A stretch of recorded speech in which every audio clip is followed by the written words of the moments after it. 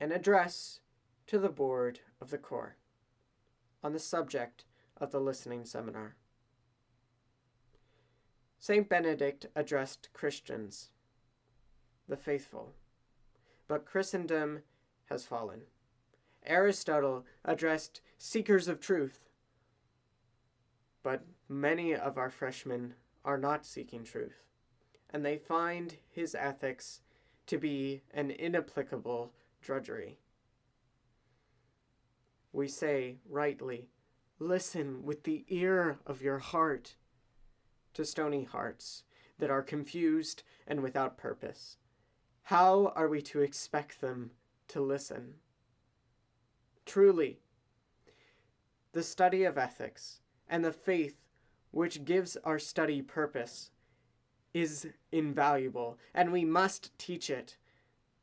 But we are speaking to freshmen, and we do not know their foundations. They may be built upon rock, but they may also be built upon sand.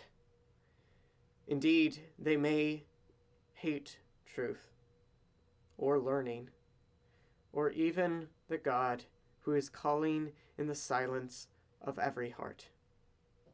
So, what is to be done? I do not propose that we cease to echo the call of St. Benedict, or that we cease to proclaim the value of morals and ethics. Rather, let us bring to their physical ears the words of another author, an author of this our own troubled age, the name of C.S. Lewis. In particular, I suggest that we focus upon his great work of Christian apologetics, Mere Christianity. Lewis writes like he is speaking to you, and indeed he is, and you are just another chap in the pub sharing a pint. He speaks in common words, in common language, but does not lose an ounce of eloquence or depth. This is the man that we need. A man who is addressing the common people, the common, confused heart of this broken world. In Mere Christianity, C.S. Lewis makes the case for Christianity. From morals of old and their complexities to the faith that we still hold in its truth and its beauty. First, he starts with practicals, always practical. Morals do not come from nowhere. In fact, we find they are everywhere, in every human heart. Lewis draws forth the fact of human nature from a stolen trolley car seat. Somehow, we know it is wrong that the seat was stolen, and would not think as such if one had gotten there first. There is a law by which humans ought to live. It is ingrained in us, a certain right or wrong, the good life. But too often, we do not live it. Naturally, we ask, who or what put this law in our hearts? In almost another too familiar way, to which I cannot do justice here, C.S. Lewis connects constellations of reality and the reality of a seemingly irrational universe organized into a beautiful truth that one just wants to believe. He concludes that there must be a creator, and that whoever this creator is, who he will later identify as God, must care an awful lot about goodness, right and wrong. For the creature that is most like him, the Creator, the only creature that we know, has this written on his heart: there is right, there is wrong, there is goodness. These are the tools which we must equip our students with. Tools to bring to our broken world practical arguments and a common man's apologetics.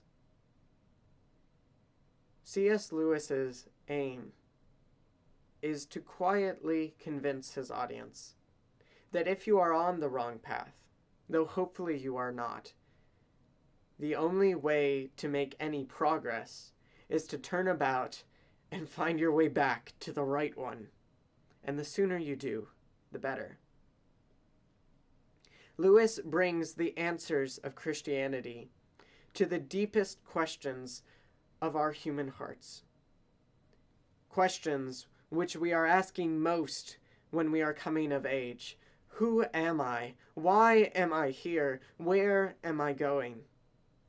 As freshmen, most of us did not know who we really were, much less where we were going, except for some vague, far-off idea of a career or life, or maybe eternity.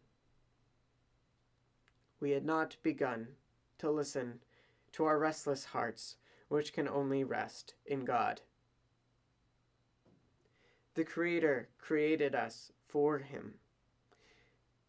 In ignorance, we decided that we might run the engines of our hearts on something other than His grace, on pleasure and sin.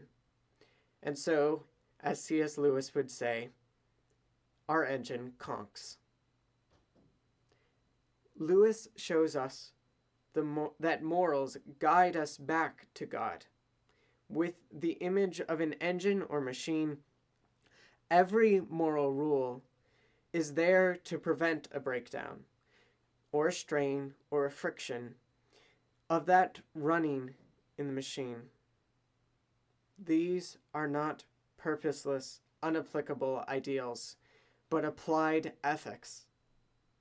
C.S. Lewis courteously introduces Christianity and presents the beginning of faith in a simple question: was Christ who He says He is? Is He the Lord, the Son of God? Or is He a liar? Or is He a lunatic? This is a question that we must all ask, and we must all answer, and the sooner the better. Lewis presents the answer, as a simple truth. Anyone who reads the Gospels will not find a lunatic, and will not find one who seems to be a liar, and so He must be the Lord. If He is the Lord, then we must put on Christ, and we do this primarily through the virtues, which He has put in our heart to follow. Some of the most critical virtues are detailed beautifully by C.S. Lewis here. Those of temperance or moderation, chastity, humility, faith, hope, and charity. We live in a world torn by war, a world at war with itself, and we are not giving the soldier a sword, the sword of mere Christianity. Many of our students do have foundations on the rock, though perhaps mossy and unused. We should endeavor to repair the foundation before we endeavor to build.